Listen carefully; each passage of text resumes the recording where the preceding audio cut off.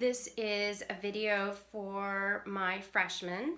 This is the third of the different Shakespeare videos that I'm creating for you guys. We're all on this strange hiatus. I hope you and your families are doing well and you are making sure you're keeping distance from others and staying occupied, keeping the brain occupied as well. So let's move into what's happening in Act 3. First, all Shakespeare plays are 5 acts. And in the third act of every single Shakespeare play, as far as I'm aware, is the climax. So where is the climax? This was a question that I posed at the end of one of the previous videos.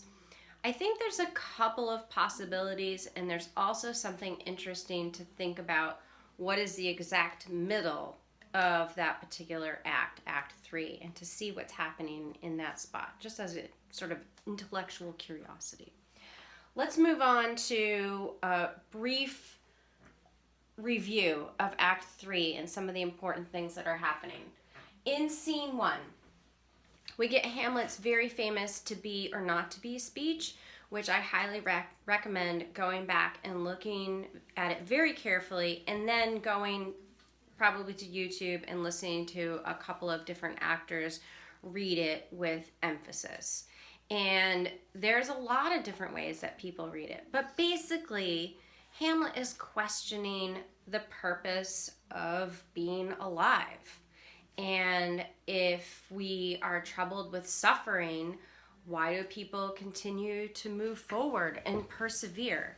Certainly a question that was relevant 400 years ago and is still relevant today. So take another look at that if you like.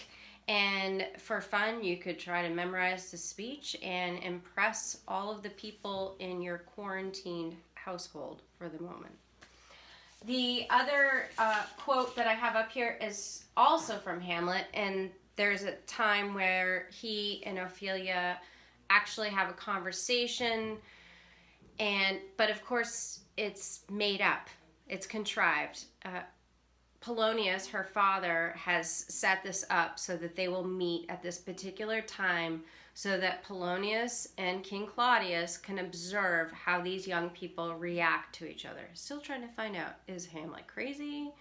But what is he crazy about? Is it about love? Is it about something else? So at one point, Hamlet is talking about virtue and vice, and he advises Ophelia that if she is to remain pure, she should go and live in a nunnery where the women are studying and are religious and don't engage in the other activities of society. So we have that going on. And in Scene 2, make sure I didn't miss anything.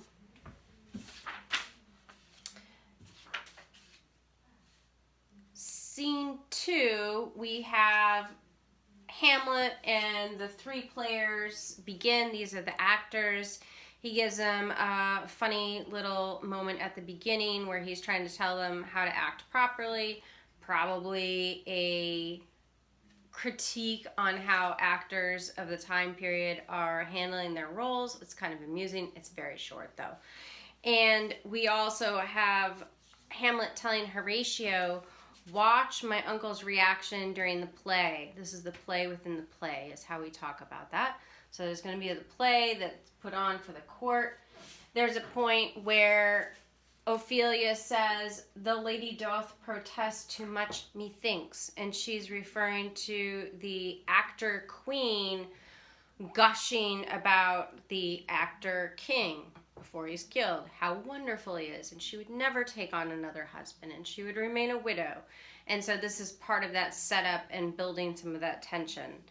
There's a lot of joking around. Hamlet makes fun of Polonius. He's teasing Ophelia. He's being sort of inappropriate. Lots of like vulgar laughter happening.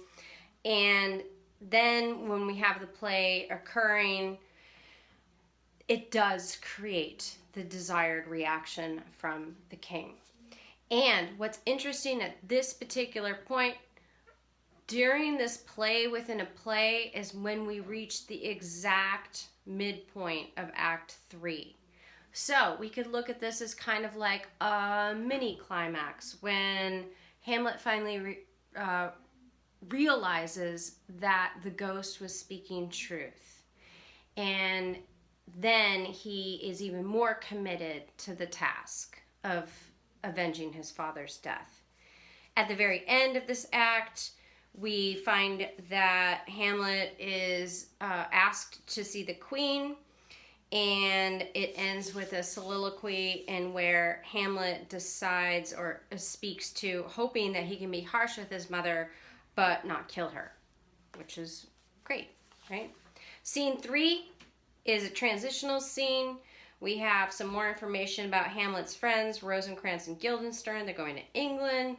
Polonius tells the king that Hamlet is going to his mother's private chambers. Thus the plot thickens, because Polonius is going to hang out in the curtains and listen to see what a mother and a son actually talk about. Hamlet, before that, the king has his own soliloquy where he confesses his crime. Hamlet walks in at the end of that, sees the king is praying, thinks that, I'll just kill him right now. But then he thinks, because he's praying, the king's soul will go to heaven. Don't want that. Need to kill him at a different point in time. Okay, scene 4, Queen's Chamber. We have Gertrude and Polonius talking a little bit. He goes behind the curtain.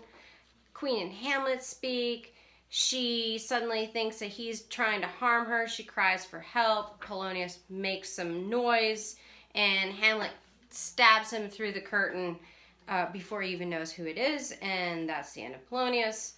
And finally, Hamlet and his mother have an honest heart-to-heart conversation. Even though there's a dead body on the floor. The ghost shows up. Mom can't see the ghost. But Hamlet manages to convince, or at least it seems like it, manages to convince his mother that he is not crazy and he is trying to figure things out, and he begs her to stay away from King Claudius, at least for that night, but probably for all the subsequent nights too. So, we end Act 3 with pretty much the end of everything as we know it. And so if you think about a climax, the most major one would be, now that Hamlet has killed Polonius, there's really no turning back at this point, committed to the direction that he's in. One of the things I looked at a lot today, I've read some articles in the past, but I pose this for all of you, those of you who are interested.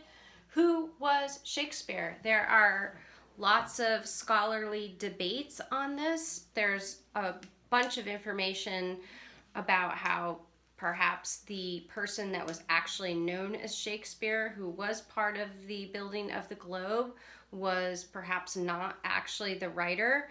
So I will put some links in that are really intriguing, and you can think about that. But I was also brought up in the belief that Shakespeare is Shakespeare, and we don't rock that foundation, and there's definitely some interesting ideas that explore the potential of Shakespeare might have been a pseudonym for someone else. So, check that out.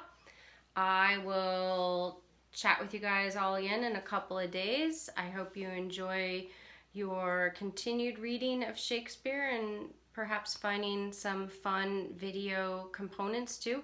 If you do find something interesting, please make sure you email it to me.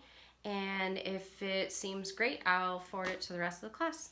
Hope you guys have a great day. Stay safe out there, and I'll see you soon.